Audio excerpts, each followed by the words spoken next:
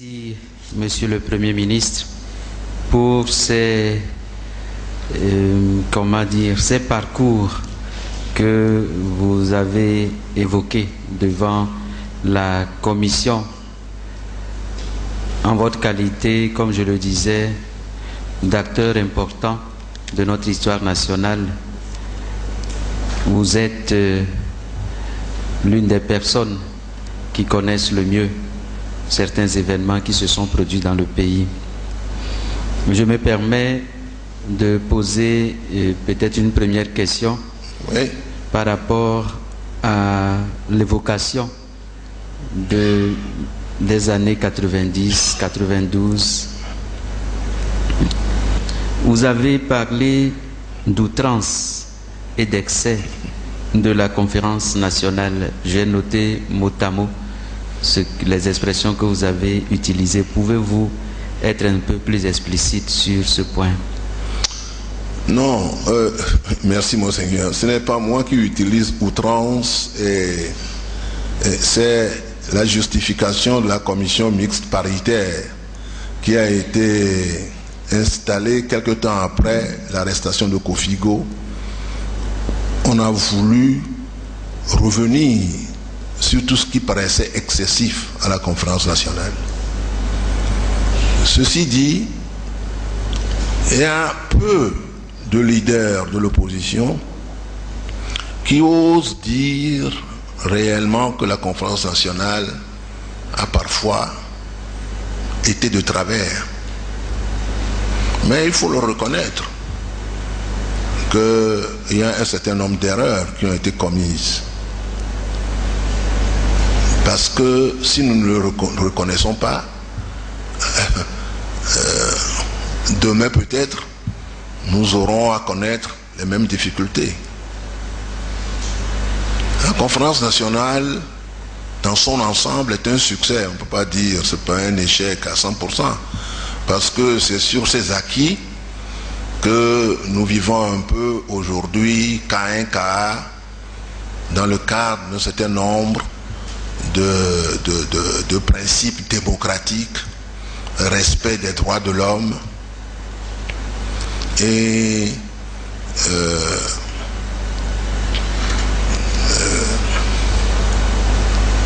marche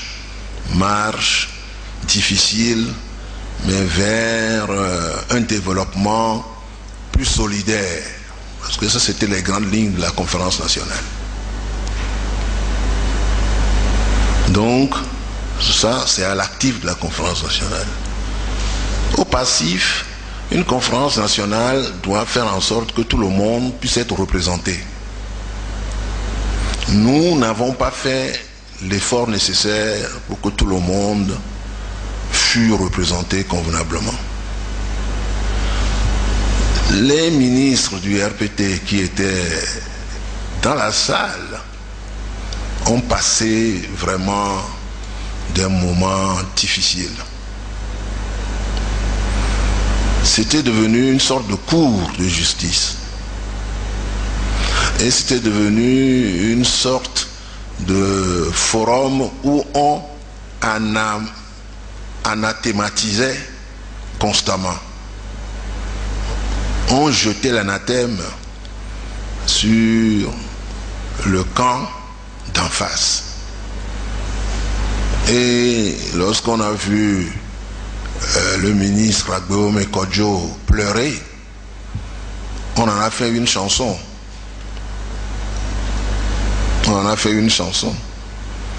On n'a pas compris qu'il y aurait peut-être de l'émotion chez des êtres. On n'a pas, un moment, pas nous qui étaient à quelques mètres devant moi, un jour a dit, tout ce que vous faites ici, vous le paierez. Il ne savait pas que j'écoutais. Tout ce que vous faites dans cette salle, vous le paierez. En laissant un sentiment de frustration à ceux qui ont été une occasion de frustration pour nous. Ils ont été une occasion de frustration pour nous, mais il ne fallait pas se séparer en les laissant aussi sur un sentiment de frustration. Ils étaient prêts à intervenir à la fin. Et c'est parce que nous avons eu l'information à filtrer que nous avons accéléré le rythme, si M. Keteoulu se rappelle peut-être, et que c'est à 3 heures du matin qu'on a choisi le Premier ministre, et que nous sommes sortis dans la salle vers 3h30, 4h du matin, avec une forte mobilisation de nos amis et partenaires, les jeunes et tout ça qui sont venus encercler l'hôtel, parce qu'eux aussi ils ont ouï dire que les militaires s'apprêtaient à venir balayer tout ça.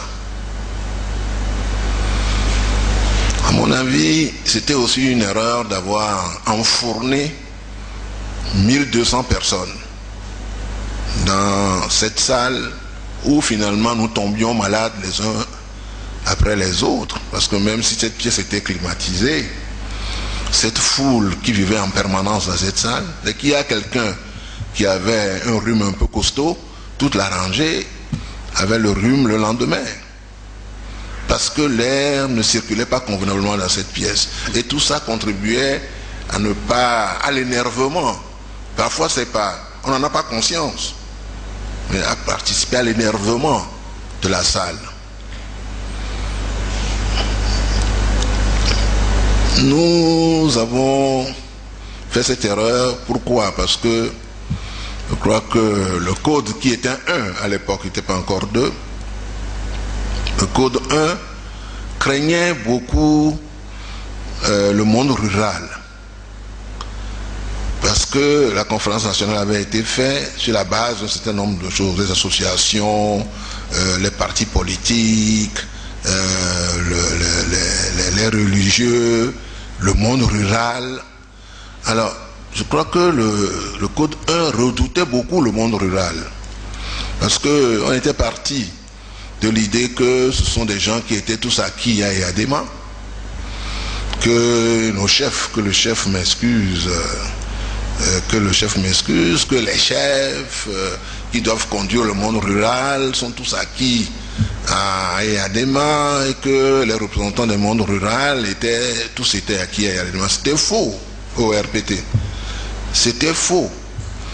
Parce que des rencontres privées que nous avons pu avoir avec plusieurs représentants du monde rural montraient clairement leur désir aussi de voir les choses évoluer et changer. Parce que on voulait conserver une sorte de majorité dans la salle, on a enfourné des associations qui se sont créées, certaines en 2 heures. Certaines associations ont été créées en 2 heures. J'en ai une preuve.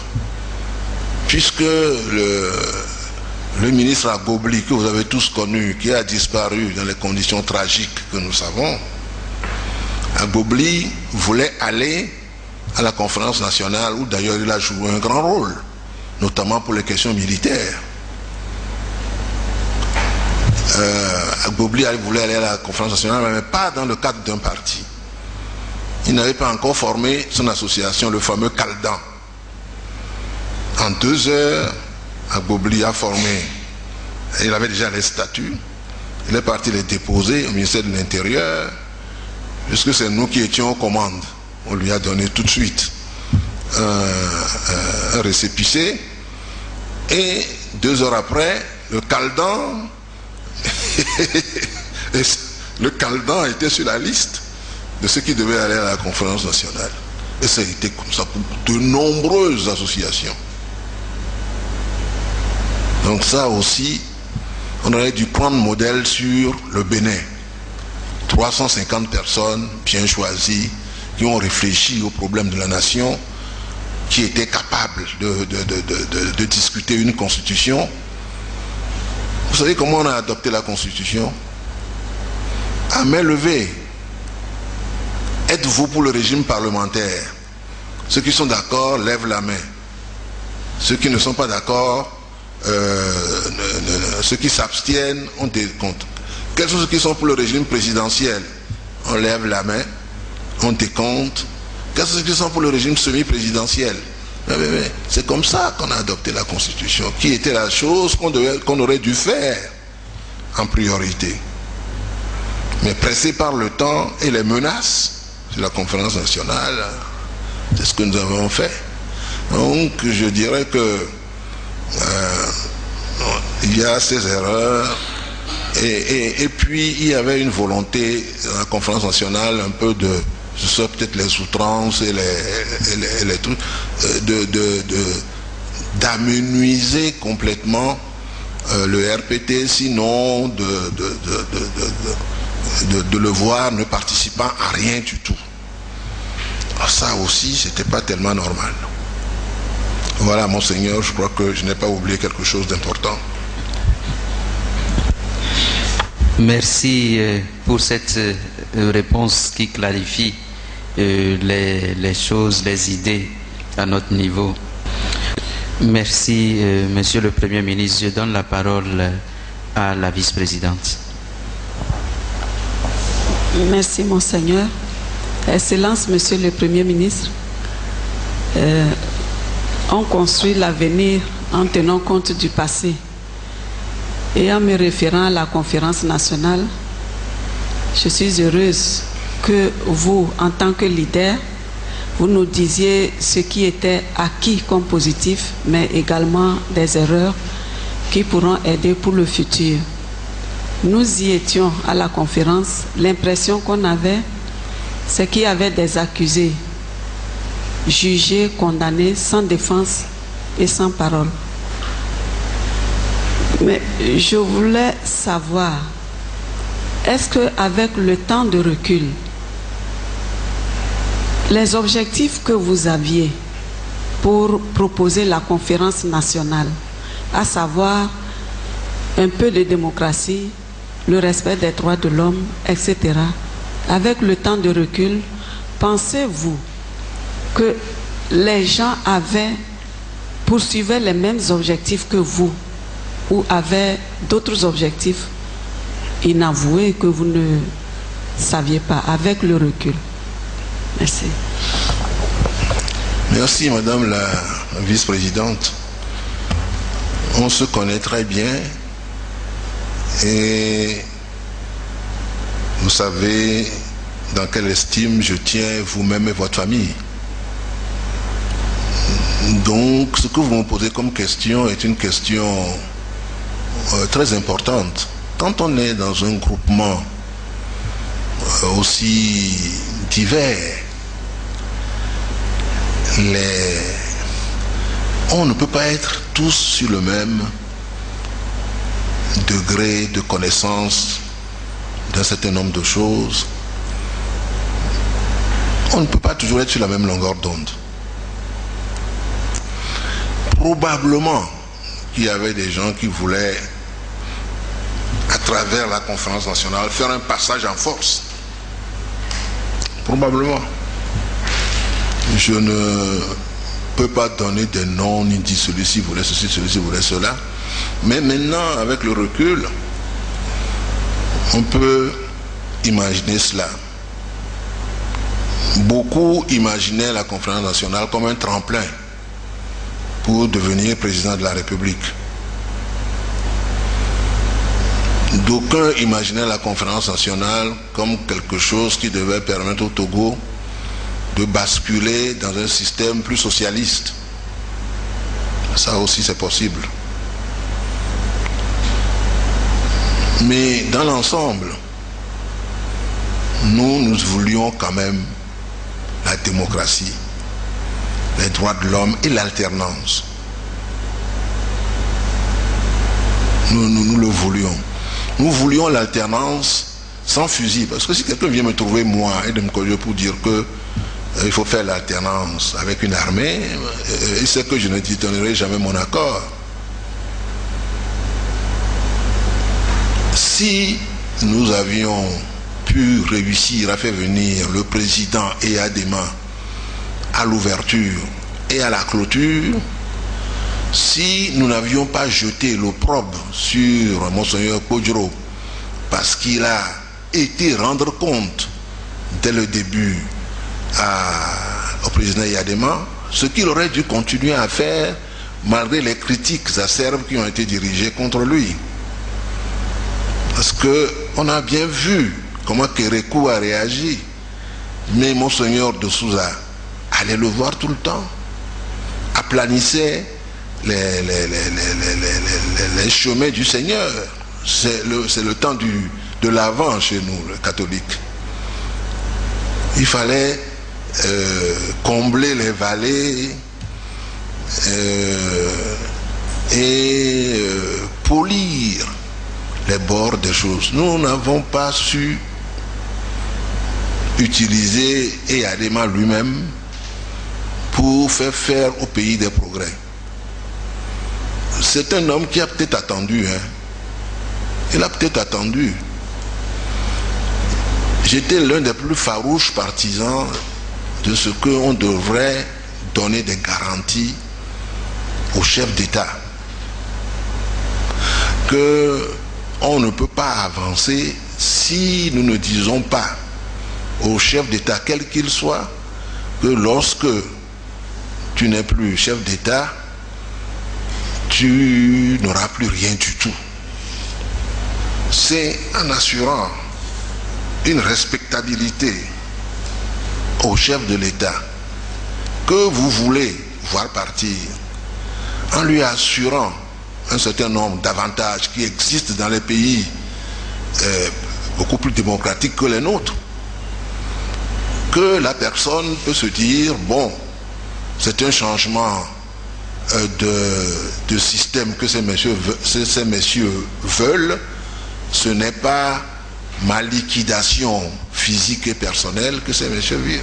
Donc il y a cette espèce de doute.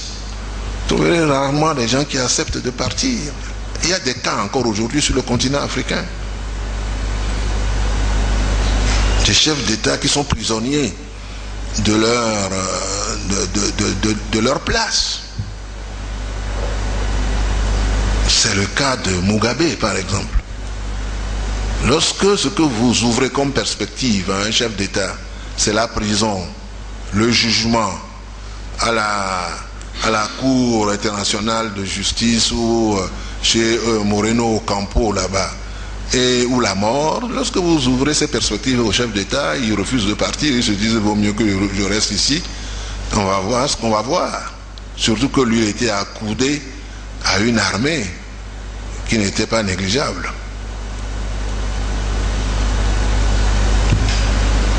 Je vous remercie beaucoup. Merci, Monsieur le Premier ministre.